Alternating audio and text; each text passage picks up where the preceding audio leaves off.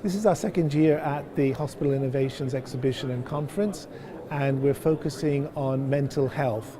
It's been in the news a lot recently, and it's an area where it's very hard to provide consistent care. The two challenges that we're looking at are, first of all, the use of technology to give people a longer independent life when there is mental illness, particularly dementia, coming in. And secondly, we're looking at how you would redesign pathways to enable those who use the mental health system to get a higher quality service. Let's hear from some of the speakers. I'm a psychiatrist by trade and an outgoing medical manager in the NHS.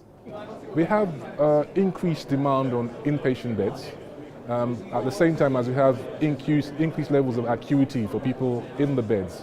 The communities are struggling to deal with the demand, and as such, when people need to leave hospital, there may not be enough capacity to deal with the level of illness.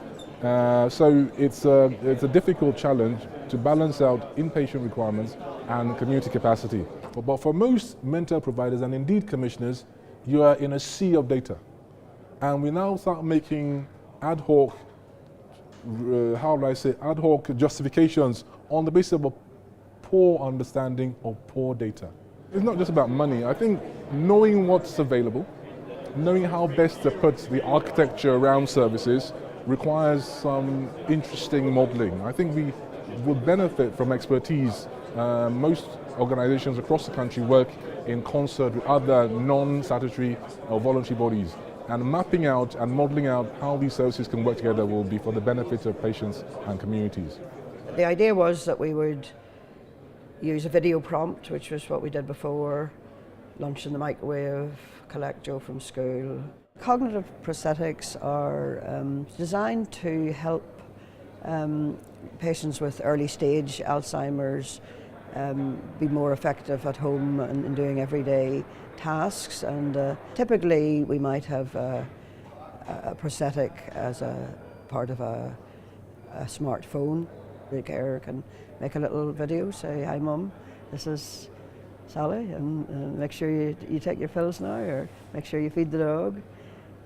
So by using technology in that way, we can extend the patient's memory in a sort of sense, and that's very important to try and help them live independently in their own homes.